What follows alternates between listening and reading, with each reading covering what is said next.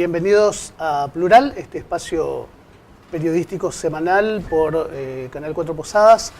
Es un espacio periodístico de debate, de análisis, de reflexión sobre los temas políticos, sociales, económicos que suceden en el mundo, que suceden en nuestra región y que, por supuesto, nos terminan afectando y incidiendo en forma directa acá en Misiones, en nuestra provincia.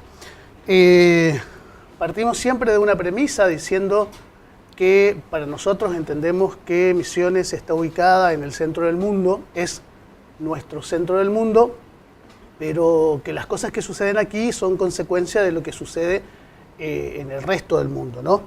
Lo que nos pasa acá tiene que ver con lo que sucede afuera. Hacemos semanalmente una selección de temas, una selección de información para que podamos entender nuestro día a día, por qué no nos alcanza el dinero, por qué hay algunas personas que están empezando a compartir la conexión de internet, o sea, por qué estamos con algunos problemas económicos, ¿no? Hoy vamos a tratar, vamos a hacer un análisis del surgimiento de este nuevo o de un nuevo federalismo como consecuencia de la defensa de los localismos provinciales. Vamos a hablar de la paradoja justamente de las provincias que en un gobierno como este pueden expresarse con mayor libertad, con mayor autonomía en el Congreso, a diferencia de otros momentos políticos. Y también vamos a hablar de la puja de modelos entre la apertura y el proteccionismo que tiene que ver con lo económico, ¿no? Y que surgió de alguna manera con el debate de Marcos Peñas en la Cámara de Diputados. Bueno, también nuestro habitual bloque de, mientras tanto, las cosas que van pasando en Misiones, mientras todas estas otras cosas suceden en el mundo y en el resto del país. Hugo, Pucho, ¿cómo estás, Raúl? Bienvenidos a la mesa. ¿Qué tal, muchachos? Bueno, como siempre nosotros acá con Pucho en este primer bloque tratando de dar un marco a lo que pasa en el mundo, a lo que pasa en la nación, como para que después la provincia de Misiones claramente pueda quedar conceptualizada y pueda entender cada uno de nuestros televidentes cómo repercute aquí en lo local los movimientos que se van dando. En este caso me interesaría subrayar ese primer dato que diste de la paradoja de un gobierno conservador, de claro tinte conservador, neoliberal, que es el gobierno que está llevando adelante Cambiemos, y que sin embargo, y ahí está la paradoja, permite que las provincias se muevan con mayor libertad de lo que lo hacían antes. Venimos de un gobierno anterior de características, populares. Yo diría populares, un gobierno con medidas un tanto progresistas, que sin embargo tenía una línea ideológica muy marcada y que veíamos a las provincias como encolumnadas detrás del gobierno nacional, pero con poca capacidad de maniobra. Así es. Ahora vemos todo lo contrario, y entonces es interesante subrayar esta paradoja. Pero a mí me interesaría subrayarla desde dos puntos de vista. Primero, desde un análisis histórico, ¿no? ¿Esto está ocurriendo ahora? Digo, esto de que las provincias tengan mayor posibilidad de moverse, ocurre ahora como por ósmosis, digo, surgió de la nada y se está dando como yo diría, una especie de movimiento coyuntural, o esto tiene una raigambre.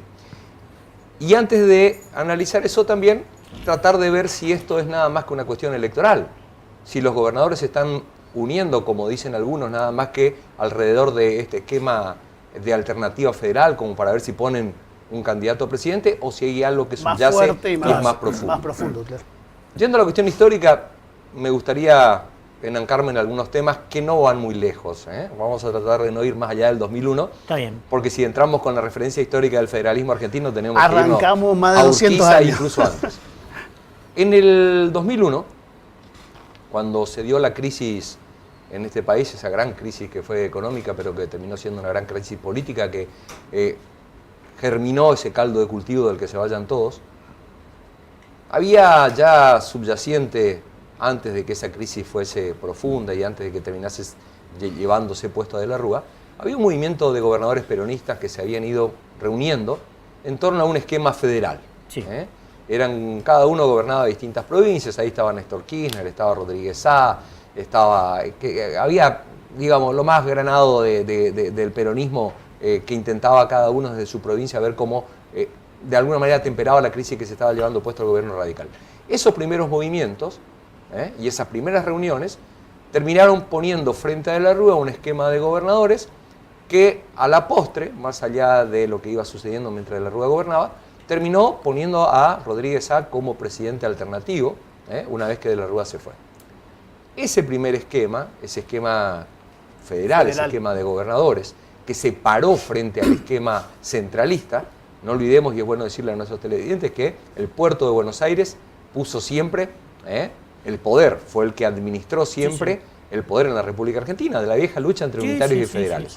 Bueno, ese movimiento del 2001 me interesa subrayar como antecedente directo de esto que estamos viendo de los gobernadores ahora, donde los gobernadores empiezan a tener cierta autonomía, se paran frente al poder central y, de alguna manera, lo terminan poniendo a Rodríguez A al frente de una presidencia interina. Rodríguez A declara el default, y ese default, que fue muy cuestionado y del cual hasta el día de hoy corren ríos de tinta, fue el que posibilitó que la Argentina se sentara con sus acreedores en una condición mucho más equitativa, refinancie la deuda y después puedan poner de ese mismo esquema de gobernadores a un presidente. Kirchner salió de ahí también. Claro. Puerta estuvo interinamente y había salido de ahí también.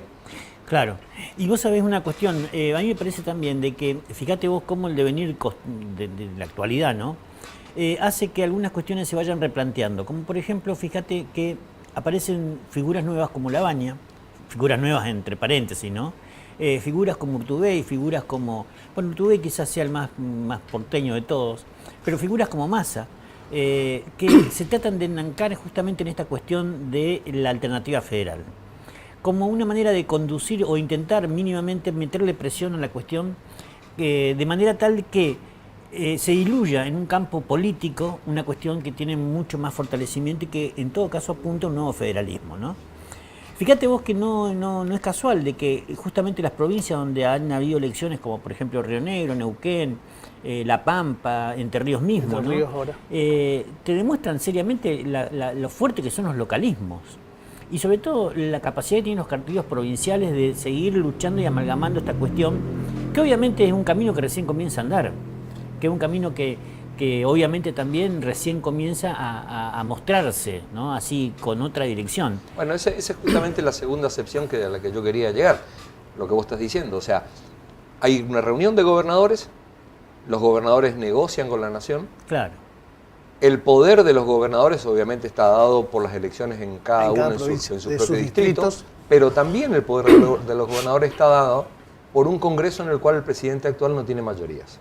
Es cierto. Entonces, es cierto. No es un Eso tema, es lo que permite, digamos, no es un tema menor. No es un tema menor. Entonces, los gobernadores que sí obtienen el apoyo a través del voto en sus correspondientes provincias, es una de las patas. Van y se paran frente a la nación diciendo, bueno, yo hice lo que tenía que hacer, hice los deberes en mi provincia. Exacto, ser recíproco. Fui votado y tengo mis legisladores nacionales. Claro. Y esos legisladores nacionales pueden acompañar o no a la nación. ¿En función de qué? Entonces los gobernadores se vuelven un poco más pragmáticos y un poco menos ideológicos. Usted, señor presidente, necesita los votos a nivel nacional. Nosotros tenemos los votos, pero nosotros tenemos necesidades a nivel provincial que la nación nunca ha oído. Claro. Entonces se ha hecho una especie de, por ahí alguno espuriamente podrá decir toma y daca. Yo creo que la política, en definitiva, son espacios de poder donde se disputan justamente intereses. Y creo fundamentalmente que este espacio que se le ha abierto a los gobernadores, en donde se negocia con el poder nacional, en donde de alguna manera las provincias empiezan a reivindicar los derechos, esos derechos que nunca delegaron. La Constitución tiene derechos donde las provincias nunca delegaron a la nación cuestiones. Bueno, creo que los gobernadores se empiezan a parar. Y quiero subrayar lo que vos estás diciendo. Porque así como los gobernadores se pararon en el año 2001 y así como se están parando ahora, siempre la nación, siempre el país central, siempre Buenos Aires trató de cooptar esos movimientos. Claro, tal cual. Fíjate vos que Rodríguez A fue presidente interino, Puerta fue presidente interino, pero Duhalde, ya en ese momento, en el 2001, termina poniendo el candidato a presidente, lo termina poniendo a Néstor Kirchner. Sí, que no llega a Néstor Kirchner como una síntesis de este esquema de gobernadores peronistas, sino que llega de la mano de Duhalde. Ahora se vuelve a repetir el escenario. Nosotros estamos viendo un escenario en donde los gobernadores han cobrado gran protagonismo, y si bien hay algunos, como Urtubey, que son gobernadores y que son parte de este esquema federal, hay otros como Massa, que no tienen nada que ver, ¿sí? Hay otros como Pichetto, que no tienen nada que ver, y hay otros como Labaña, que no tienen nada que ver. Justamente, nuevamente Duhalde aparece atrás de la baña, claro. queriendo cooptar este movimiento de gobernadores y utilizarlos electoralmente para poner el futuro presidente. Entonces acá yo creo que hay una diferenciación que hacer, ¿no? Yo creo que los gobernadores, todos los gobernadores que están en este espacio federal, están porque están reivindicando derechos y porque están obteniendo beneficios para su provincia. Si eso termina generando un espacio electoral donde pueda haber un presidente o no, es una cuestión secundaria. Yo no creo que sea una cuestión tenida en cuenta.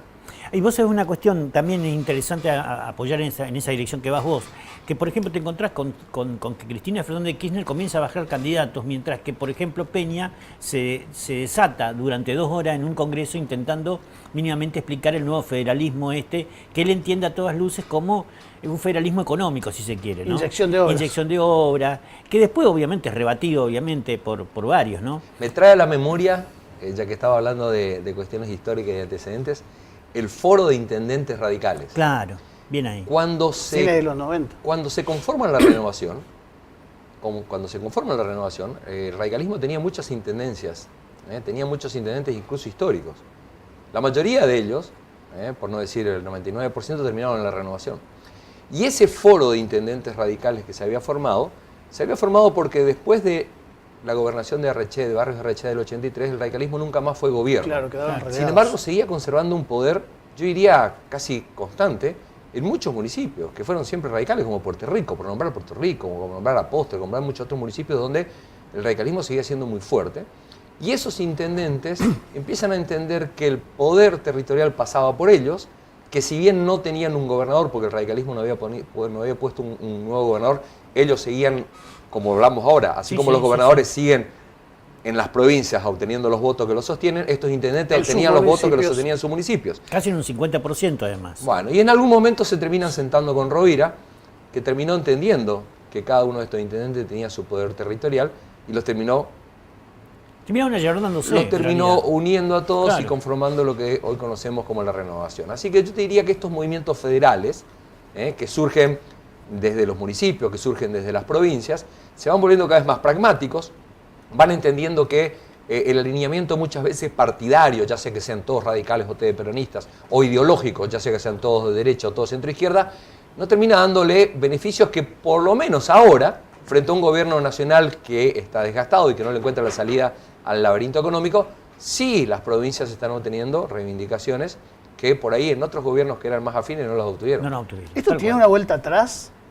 Yo creería, mira, es difícil predecir el futuro, no somos adivinos, pero yo creo, estoy viendo, por eso nombro los antecedentes, nombro este tema del foro de los intendentes y nombro esta reunión de gobernadores peronistas en el gobierno de la Rúa. Creo que esto es algo que se ha ido perfeccionando, creo que ha ido avanzando, creo que estos gobernadores, poniendo o no el futuro presidente en octubre, ya han entendido que hay una dinámica entre ellos que los nuclea, y donde hay denominadores comunes que los sirve como para pararse frente a la nación a negociar derechos, a negociar prerrogativas, a negociar beneficios que las provincias no han tenido en otros momentos.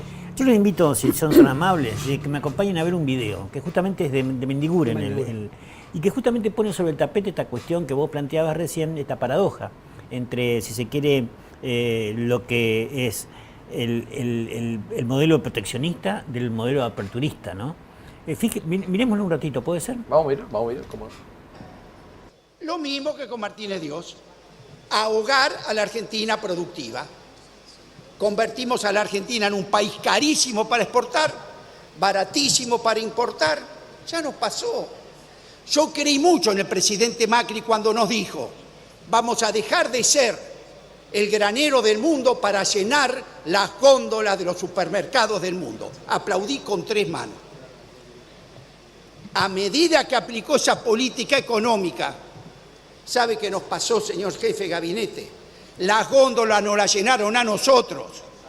Siendo un país que iba a llenar las góndolas del mundo, importábamos nuggets de pollo de Brasil, importábamos espirales para mosquitos de Indonesia, traíamos el caldo de gallina, como si no la tuviéramos en la Argentina, de Brasil, pasta de dentífricos de Inglaterra. Ahora, ¿sabe qué, señor jefe? No, lo traíamos con deuda, porque si con esa plata eran excedentes, hagamos lo que queremos. Pero Argentina se endeudaba para traer nuggets de pollo, naranjas de España, ¿O no nos acordamos los 8 kilómetros de cola a Chile para comprar, a Paraguay? Mientras nos endeudábamos, récord de déficit de la balanza comercial. Mientras nos endeudábamos en 11.000 millones de dólares que no teníamos para pagar los viajes baratos al exterior. Un gobierno que venía a dar tranquilidad a los mercados, era récord de fuga de capitales, que sí que no podíamos ni retener a los que indudablemente debíamos representar. Pero este ejemplo, que parece muy simple, ¿qué es un nugget de pollo? Es el maíz transformado en valor agregado. ¿Sabe dónde venía? De Brasil.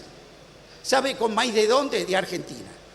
Es decir, Argentina exportaba el maíz a $170 la tonelada y lo importábamos en nugget de pollo a 2.200. Pero no solamente era ese disparate macroeconómico, porque no era por incapacidad del empresario argentino, era por la macroeconomía argentina y la especulación financiera. Pero atrás de esta caja no solamente venía el maíz transformado en nugget, fundimos a las imprentas, fundimos a los proveedores de tinta, fundimos a los que producían esto para traerlo de afuera. ¿Hay otro camino? No cabe duda que no es el del endeudamiento. Es el camino del desarrollo, señor jefe de gabinete. Porque para la deuda que ustedes han contraído es absolutamente imposible su pago con esta matriz productiva. Por eso tenemos los conflictos y la falta de equilibribilidad externa, porque la gente sabe hacer los números en el exterior.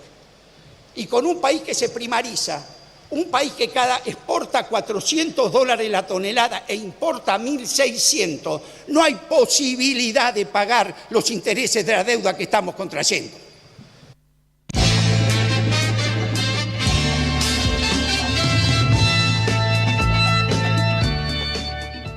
Más clarito que echarle agua. Interesante debate. Interesante, ¿no es cierto? Aperturismo contra proteccionismo. Bien, bien ahí. Usted sabe que inmediatamente Peña retoma la palabra y obviamente comienza una serie de cuestiones donde comienza a desglosar algunos datos económicos, ¿no? Les invito a que lo volvamos a ver. O sea, Peña lo contesta. Peña le contesta, Vamos, obviamente. Diputado Mendiguren, ¿cómo le va? Placer, como siempre.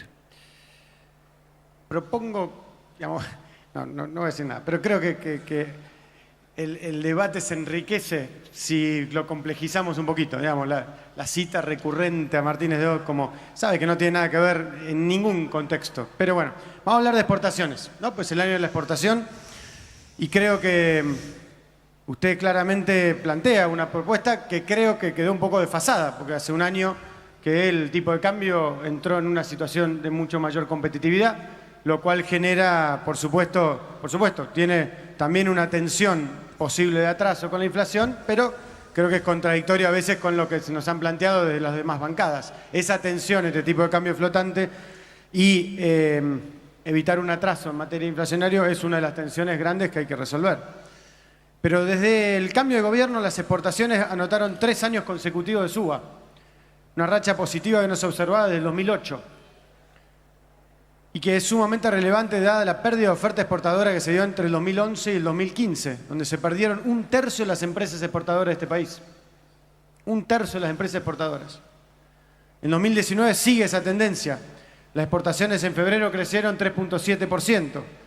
Y se dio ese crecimiento exportador en todos los rubros. ¿Liderado por cuáles rubros? Manufacturas industriales, que creció el 5%, y manufacturas agropecuarias, que creció 4%. Exactamente lo que usted plantea. En lo que va del año, 5.000 empresas enviaron sus productos a más de 165 países.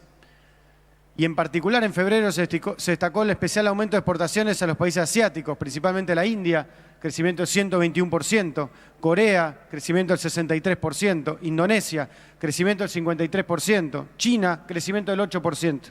Obviamente, cuanto más valor agregado le demos, mejor, pero no es cierto que no estemos en esa dirección. Estamos en esa dirección, con además las dificultades que tenemos. Entonces creo que más allá de la vocación de las chicanas o los recursos históricos, estamos hablando de un objetivo compartido. Me habla del sector porcino, que está en crisis. En el 2015 se producían 483.000 toneladas de carne porcina en nuestro país. Hoy se producen 621.000 toneladas, aumentó 28,5%. ¿Cuánto representa la importación de porcinos? Es un dato interesante. 8% de nuestra producción. Y en lo que va del año no entró carne porcina de Estados Unidos. ¿Qué pasó con las exportaciones? En el año 2015, 2.000 toneladas se exportaron de carne porcina.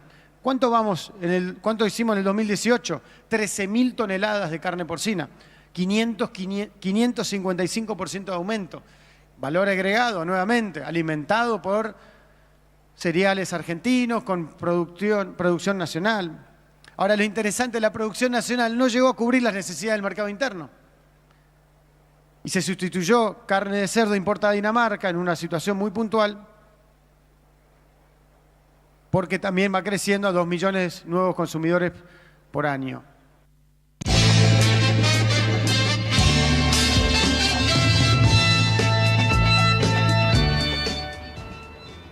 Con respecto a esto, no sé si tengo una pregunta o una afirmación. A ver. ¿Peña tiene razón? Tiene razón respecto a las exportaciones de emisiones. Fíjate, por ejemplo, hay un cuadrito que ahora vamos a leerlo, que dice que durante el periodo comprendido entre los meses de enero a diciembre del 2018, las exportaciones de emisiones fueron de 465.938.389,36 pesos, lo cual habla de un aumento del 13,4% de las exportaciones en 2018 en dólares, y lo cual habla de un incremento del 1,4% de las exportaciones en el 2018 en cantidades.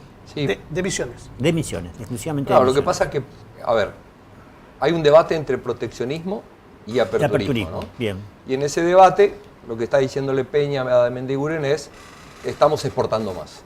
Claro. Ahora, estamos exportando más fundamentalmente porque la devaluación que hubo de nuestra moneda ha hecho competitivos los precios argentinos, Claro, ¿sí? obviamente. Pero yo creo que este es un debate en este momento de nuestro país prácticamente secundario o inconducente. Sí. ¿Y por qué digo esto? Digo esto por dos temas. Primero, si Argentina quisiese vivir de un modelo agroexportador, que es lo que pregonan algunos, no lo podría hacer porque todo lo que son manufacturas de origen agroindustrial, todo lo que son exportaciones de granos, pueden llegar a sostener a 1/3 de la población. Todo lo que conocemos como el campo, Claro. incluyendo todas las actividades que tienen que ver con el campo, podría sostener a 1/3, como mucho a la mitad de la población de la República Argentina. Con lo cual, tendríamos que ver qué hacemos con la otra mitad.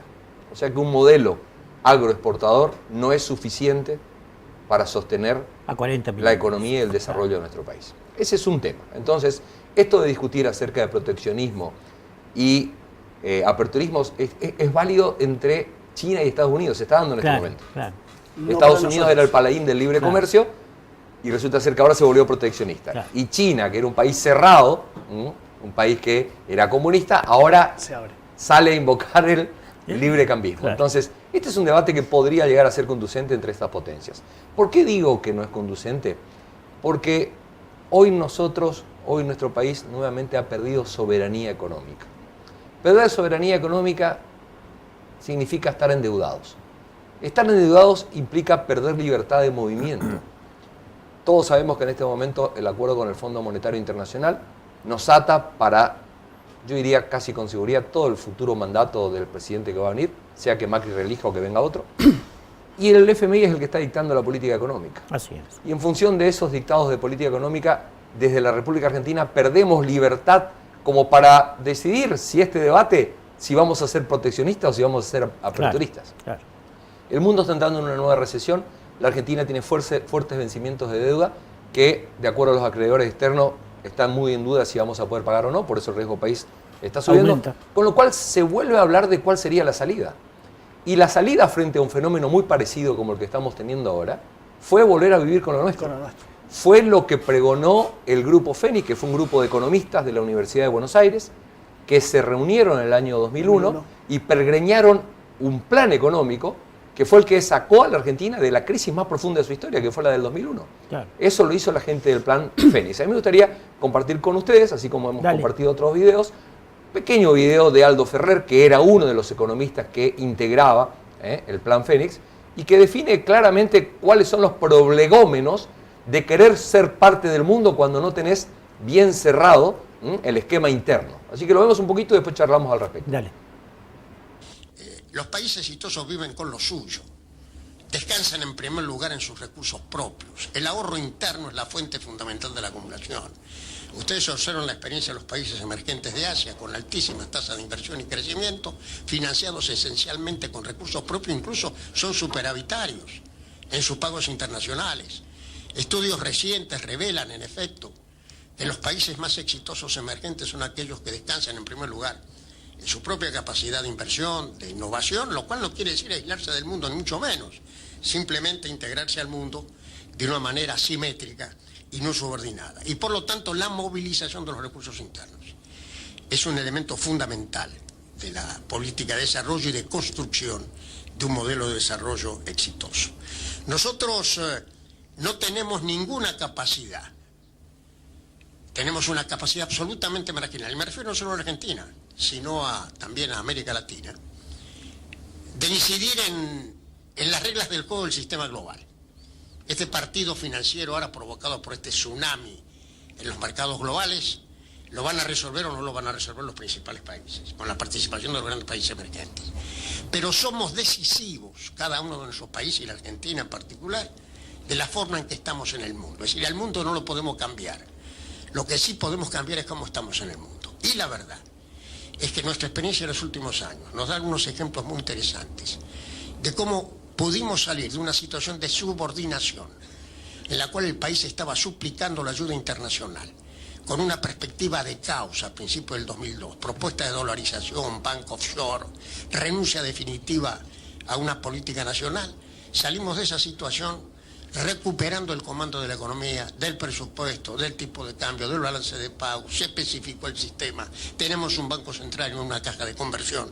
Y ese hecho extraordinario nos permite en los últimos 6 años alcanzar estas metas tan altas de desarrollo a las que hacía referencia Frenkel, con superávit fiscal, superávit balance de pagos, aumentan las reservas del Banco Central.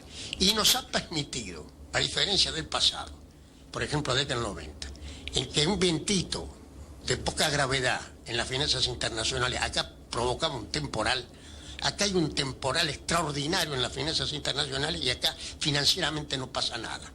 El sistema bancario argentino está sólido, solvente, con bajo nivel de líquido, con bajo nivel de morosidad, y por lo tanto hemos demostrado cómo realmente podemos estar en el mundo en el comando de nuestro propio destino.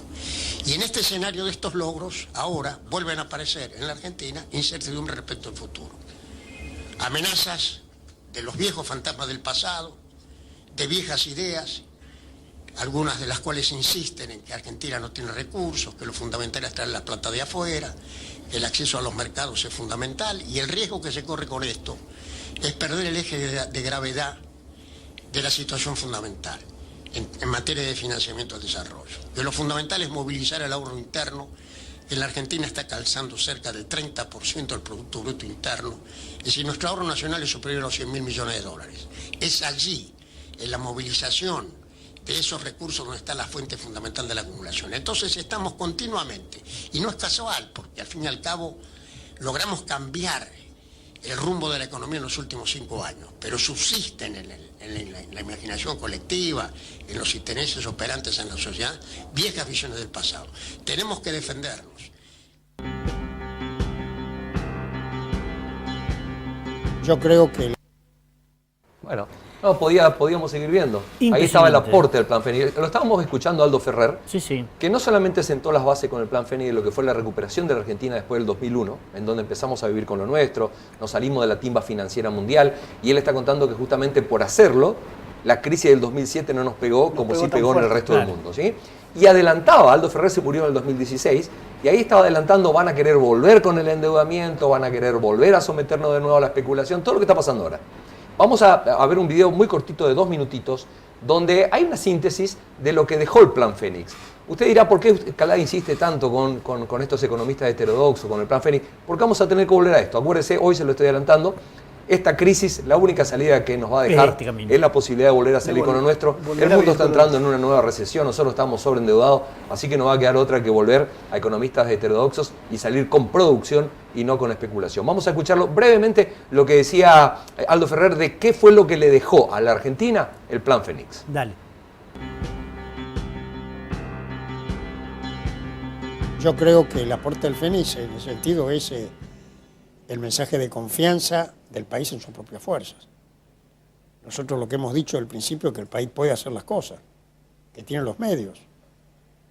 Es decir, no somos un país como hay muchos países, una gran cantidad de países, en regiones muy subdesarrolladas, en África, en algunos lugares de Asia, sociedades que tienen niveles culturales y sobre todo de gestión del conocimiento insuficientemente desarrolladas y con gran escasez de recursos reales, escasez de tierra, de recursos, donde uno observa esas sociedades muy atrasadas y uno se da cuenta que a menos que haya una gran cooperación internacional para sacarlos de esa situación, esa no es la situación argentina.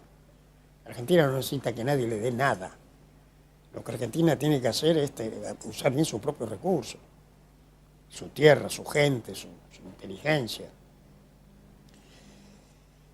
El mensaje del Fénix en definitiva es eso, ¿no? Es que eso sí se puede hacer porque el país tiene con qué. Tenemos, ahí claramente Aldo Ferrer está diciendo, Argentina tiene con qué vivir con lo nuestro. ¿Por qué? Porque no solamente tenemos los recursos naturales y las potencialidades, sino que tenemos la formación, tenemos los intelectuales, tenemos un desarrollo, no somos una nación subsahariana que necesita estar en contacto con el mundo porque si no se ahoga. Finalmente, porque se nos está yendo el tiempo de este primer bloque, me gustaría ver una placa para recordar a Aldo Ferrer que murió en el 2016, se nos fue, genial economista de origen radical, y recordar, poder repasar, leer brevemente de esta manera condensada cuáles eran sus principales aportes y cuáles eran sus verdades que hoy estamos de nuevo chocando con la misma en este momento que estamos viviendo. A ver. Dice Aldo Ferrer, el planteo neoliberal, que es el que estamos teniendo ahora, ha fracasado en la Argentina y en todo el mundo. Va a poner en el centro del escenario la toma de deuda, como pasa hoy de nuevo, y la inserción otra vez en el mercado especulativo de capitales, como pasa hoy de nuevo. Se supone que eso va a solucionar la falta de dólares, que fue lo que dijo Macri y toda su gente, el mejor equipo de los 50 años, Tal cual. que abriendo el mercado a las inversiones afuera íbamos a mejorar el problema de los dólares. Hoy vemos que no se ha mejorado porque justamente lo que faltan son dólares y por eso el dólar se va para arriba, ¿no? La falta de dólares es un problema estructural que se resuelve con desarrollo y no con deuda. Todo lo contrario de lo que está haciendo el gobierno actual. Y finalmente dice, el neoliberalismo no funciona, el dinero tiene que estar al servicio de la producción y no la producción al servicio del dinero. La experiencia histórica mundial y la nuestra es muy clara. Y muy clara es la experiencia mundial y muy claro es Aldo Ferrer y muy claro son los economistas heterodoxos. El capitalismo tiene que tornarse productivo nuevamente y no especulativo como salida a la crisis nuestra. Y muy claro nuestro tiempo, tenemos que cerrar este primer bloque, te despedimos hasta el próximo martes, Hugo, y nosotros volvemos enseguida.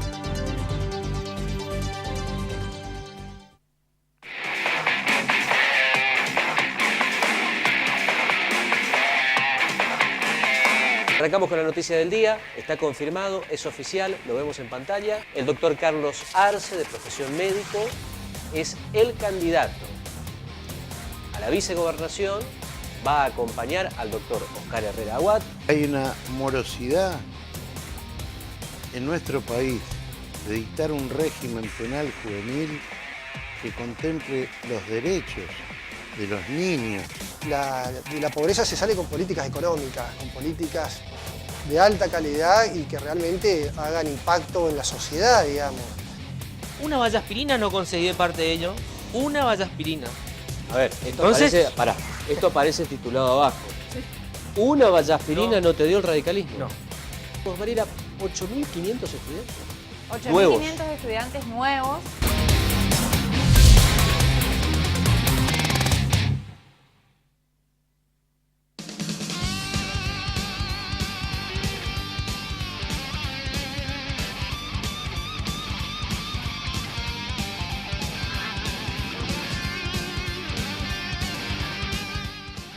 Bienvenidos a Club Atlético, un programa producido por UNAM Transmedia. La idea es conocer un poco sobre la vida de cada uno de los deportistas que nos visita, conocer cómo empezaron, cómo transcurrió su carrera.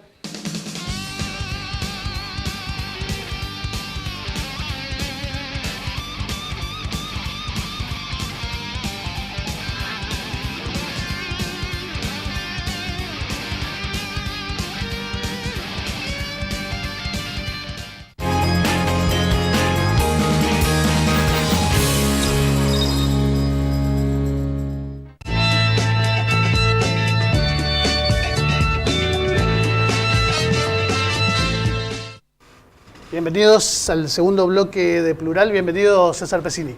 ¿Cómo le va? ¿Cómo están ustedes? Bien, muy bien, muy bien. Un gusto compartir con ustedes y con la audiencia. Bueno, escuchábamos recién todo lo que está sucediendo políticamente en nuestro país, los debates que vuelven a surgir y como siempre tenemos nuestro bloque acá local, provincial, tenemos la sección El Mientras Tanto. Mientras tanto, exactamente. ¿Qué está pasando mientras sucede todo eso otro en el resto del país? ¿Qué está pasando en Misiones?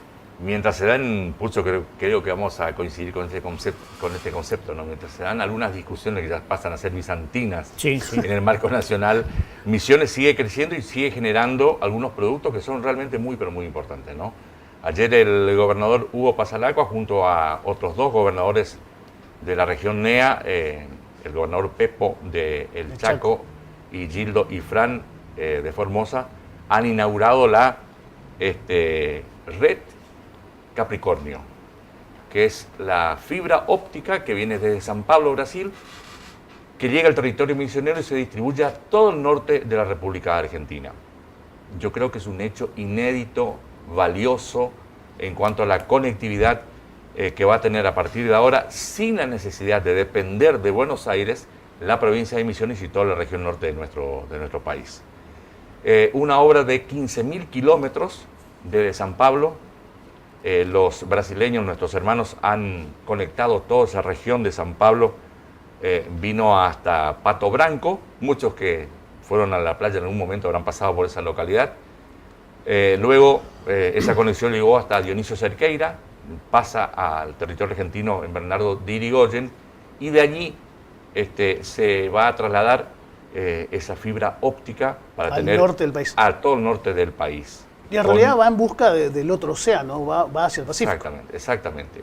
¿Cuál es el destino final, digamos, de esa fibra óptica, de esa conexión, como decía el gobernador, de calidad y en cantidad? Es precisamente conectar los dos océanos, ¿no? Desde Brasil hacia Chile, a través del Paso de Jama, va a conectar toda la región de Antofagasta, en Chile, con Jujuy, nuestra provincia, y bueno, va a estar todo el norte conectado. Se habla, Pucho y Raúl, algo así como un beneficio para 26 millones de personas. ¡Epa! Sí, una cuenca de 26 millones, cuenca de hablaron, 26 sí, millones exactamente. de potenciales consumidores de Internet. Así que yo creo que es una obra magnífica, fantástica. Hay mucha inversión privada, esto también lo que quiero destacar. Hacían mención los operarios de las firmas, los CEOs de las firmas que estuvieron allí presentes, que este nodo que se ha constituido que tiene como epicentro la provincia de Misiones y esta conexión de Internet vale algo así como 100 millones de dólares. Así que una inversión muy, pero muy importante y que tiene a Misiones como epicentro precisamente de este avance tecnológico sustancial e importante para nuestro país. Y a la empresa misionera Marandú Comunicaciones. También en esto fuimos adelantados y digo porque hace mucho tiempo ya que Misiones ha creado esta empresa provincial con el objetivo precisamente de llevar, no depender de privados, sino que el Estado mismo tenga su propia empresa de comunicaciones en materia de fibra óptica. Bueno, Marandú ya ha hecho pie en muchas localidades de la provincia. Creo que en el primer programa habíamos hecho mención que más de 800 escuelas ya están conectadas a través de la red Marandú. Bueno, ahora se le va a facilitar a todos los operadores de cable, por ejemplo, de las cooperativas, que son muchas, cooperativas de servicio, digo, que son muchas en la provincia, no tener que adquirir el producto a una empresa privada, sino que directamente nutrirse de la red de Marandú Comunicaciones aquí en la provincia de Misiones. Y a menor costo. A menor costo. Es que, ¿sabes qué sensación me da todo esto? Que el verdadero federalismo, ¿no? Justamente radica en que mejorar la calidad de vida. Vivas en Posadas, vivas en Bernardo de Irigoyen. Es decir, que lo que apunta fundamentalmente es a mejorar esa cuestión de la calidad de vida. Así es, así es. Y hoy que están requerido tener un buen servicio de Internet para múltiples. Nosotros lo vemos porque tenemos en cuenta lo que pasa en nuestro domicilio, ¿no? Que tenemos las computadoras, distintos servicios de Internet. Pero fíjense ustedes que hay muchos estados, como Misiones, por ejemplo, que utilizan para diversos tipos de actividades, como por ejemplo la salud. O sea, la salud, hoy estar conectados a Internet y tener los dispositivos sanitarios a disposición en cualquier parte de la provincia, que se pueden conectar con el Hospital Central Madariaga, el Hospital del Dorado, el de Oberá, el de Irigoyen, es una cuestión muy rápida, ¿no? Y muy simple, y que va a abaratar fundamentalmente el costo. Esto habla de la mejora de la calidad de vida en general, porque no es solamente para recreativo, digamos. Claro. Tengo un dato más. A ver. Nosotros, la línea que llegaba a Misiones provenía de la línea transatlántica hasta la localidad de Las Toninas. Las Toninas está a 1027 kilómetros en línea recta de Misiones. Es una localidad cerca de la bahía de San Borombón, en la provincia de Buenos Aires, a 250 kilómetros al norte de Mar del Plata. Bueno, allí estaba el nodo central que alimentaba gran parte de la República Argentina. Indefectiblemente, esa línea tenía que pasar por Capital Federal, Buenos Aires, la grande ciudad, y después llegaba a Misiones. Bueno, ahora también en eso nosotros tenemos una mayor garantía de un buen servicio y mucha mayor independencia. Y que justamente el Rey Capricornio viene a ampliar esta base del federalismo, ¿no? Así es. Y vos sabés que con respecto a esta cuestión hay un tema interesante que también lo planteó el diputado Cosiner, cuando en Buenos Aires se levantó la voz contra las asimetrías nacionales y contra las asimetrías, las asimetrías del puerto contra las asimetrías regionales. Y en cierta manera no deja de tener muchísima razón en cuanto a su óptica y en cuanto a su apreciación. Vamos a escuchar un ratito, ¿puede ser? ¿Cómo no? Creo que el federalismo que usted lo ha propuesto aquí como eje de debate no es cuánta plata se le da a las provincias, eso creo que es una discusión ya vieja. Me parece que el federalismo real pasa no solamente por cuánta plata se da a las provincias, sino de qué manera yo achico las brechas de desarrollo y las asimetrías de desarrollo, algo que hemos hablado muchas veces aquí. Si yo tomo los datos de la información fiscal provincial y municipal del Ministerio de Economía, en cuanto al cuadro de transferencias, de coparticipación y otros recursos del 2015, los recursos del Tesoro Nacional aumentaron desde el 2015, de acuerdo a esta información, en un 160%. Todas las provincias, Santa Fe, Córdoba, San Luis, está a la escala. Todas las provincias, salvo la provincia de Buenos Aires y la ciudad de Buenos Aires, están por debajo de ese 160%. La ciudad de Buenos Aires aumentó sus transferencias de coparticipación y otros recursos del 2015 en un 625%. La provincia de Buenos Aires en un 182%. Después viene el Tesoro Nacional, el 160%, después todo el resto de las provincias. Esto no es crear un enfrentamiento entre provincias y la ciudad de Buenos Aires o provincia y la provincia de Buenos Aires. Es decir, que esto es lo que tenemos que dar vuelta en la Argentina. En la medida que sigamos administrando los recursos de esta manera, por más que aquí se diga que se han distribuido un tanto por ciento más que el 2015, obviamente, nominalmente, seguramente es así, porque tendremos que impactar la inflación y una serie de cuestiones, pero aquí estamos viendo cómo la gestión de este gobierno, lejos de descentralizar recursos, lejos de achicar brecha de desarrollo, ha ido concentrando cada vez más esas diferencias o esas asimetrías que hoy a gran parte de la región, de las regiones argentinas, afecta su competitividad. Y uno, debo decir, señor jefe de gabinete, hablando con productores pequeños, medianos y grandes de distintos lugares de la Argentina, cuya gran mayoría apostó por este gobierno, hoy reconocen que la gran mayoría están fundidos, porque han perdido cada vez más competitividad. Mientras aquí se discutía, el INDEC publicó recién, hace pocos minutos, el nuevo cuadro de utilización de capacidad instalada en la industria. En un año hemos pasado del 64,4% de capacidad de la industria instalada al 58,5%. O sea que hoy se utiliza un poquito más de la capacidad industrial. Interesante lo de... Impresionante. Tengo una preguntita antes de seguir, César. ¿Cómo no? En valores económicos, ¿la red Capricornio cómo impacta acá? Bueno, creo que esto es un detalle que debemos tener muy en cuenta por el impacto económico, el favorable impacto económico que va a tener esta inversión que ha hecho el Estado nacional y provincial aquí en la provincia de Misiones. Por ejemplo, en el año 2015, el valor del giga para el mayorista era de $53. Hoy sale 8. Y cuando se ponga en funcionamiento la red Capricornio va a valer 4 gigas, ¿no es cierto? Bueno, y la capacidad, ¿no es cierto?, que va a tener este nodo o esta conexión de internet o de fibra óptica es de 100 gigas. Así que indudablemente tiene un valor. Es fuerte el impacto, claro. Es fuerte el impacto por lo económico, lo que se ha invertido, pero también por la utilidad que va a tener para todas las provincias del norte de la República Argentina. Además deja plata. Deja plata. Deja plata, deja mucha plata en la provincia. Sí, sí, por supuesto que sí. Y aparte por la demanda, Pucho y Raúl, que hay permanentemente, ¿no es cierto? Hoy ya no se concibe ni siquiera en el pequeño agricultor misionero, la gente quiere estar conectado, ¿no? Así es. Busca precisamente tener el wifi, la conexión a internet, los chicos o los estudiantes, muchas escuelas técnicas que van a utilizar este servicio, que ya están utilizando, lo van a hacer de manera mucho más rápida. Incluso con las EFAS nuestra y la escuela de robótica, que necesita imprescindiblemente de internet.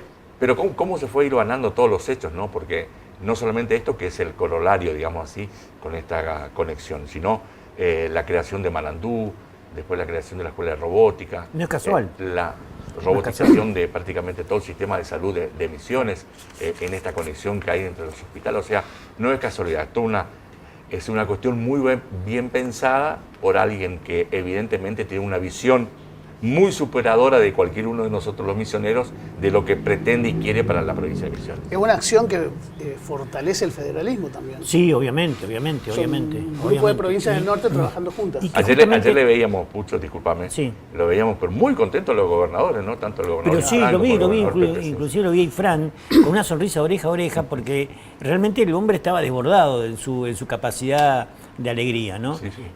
A mí, ¿sabes qué me parece? Que un poco cerrando y hilvanando toda esta cuestión con lo que hablábamos también hoy al principio, es que me parece a mí que justamente, vuelvo a insistir, esto es mejorar la calidad de vida de cualquiera, sea vivas en donde vivas en Corpus, vivas en Posadas, vivas en Irigoyen, vivas en Las Lenitas, vivas en cualquier lugar por donde haya fibra óptica, es mejorar la calidad de vida. Y eso me parece muy importante, porque eso me parece que es la base del nuevo federalismo. Y además para los medios de comunicación.